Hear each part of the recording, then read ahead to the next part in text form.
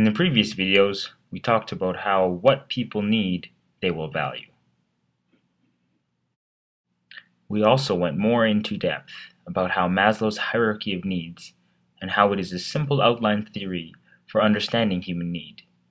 In this video, we will be covering how this hierarchy of needs will impact the relationships you develop and then the application of how we can create more meaningful relationships in our lives. First, we have to understand basic value in math. The simplest way to understand value in math is the number line. The numbers that you put on the number line are based off of the application, and more specifically, the problems that you're trying to solve. This is due to the relative nature of value. The number line also encompasses both positive and negative infinity, as well as zero. Secondly, you have to understand how Maslow's hierarchy of needs fits within the structure of value. It is also a simple representation of value, in this case, human need.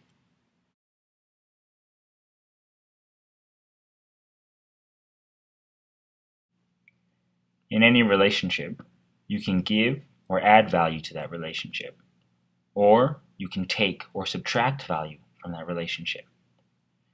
You can also choose to avoid specific relationships altogether and choose to have a zero exchange of value. The type of value that you're exchanging from Maslow's hierarchy of needs will determine the types of relationships that you ultimately build. For example, a relationship based off of a zero exchange of value would be called a stranger.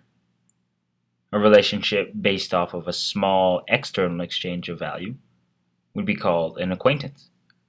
A relationship based off of a greater exchange of external value, potentially a friend, or a deeper connection and a more internal value exchange would be called a best friend. If there is the opportunity for intimacy, that relationship can turn into a lover. And finally, if you can procreate, the final phase of a relationship would be your family.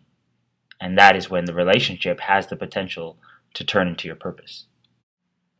On the other end of the spectrum, any relationship based off of negative value exchange, for example, an annoyance, who would be somebody that takes a small amount of external value, versus an enemy, who's someone that takes the internal value.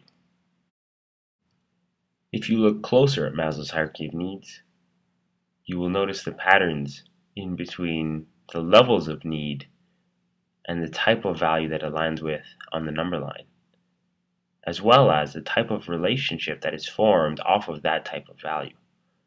For example, if you look at the physiological needs, you will notice that much more shallow relationships are based off of such needs, whereas something like love and belonging, a much deeper friendship will be created. Or if you go as far as self-actualization, that is where your family exists. That is where they exchange value and support you. And ultimately, they can turn into your purpose. Other important patterns in the value that you will start to see are patterns within the quantity of relationship in regards to the type of value that you're exchanging, the quality of the relationship in regards to the value that you're exchanging, the depth, as well as longevity, stability, and value as well.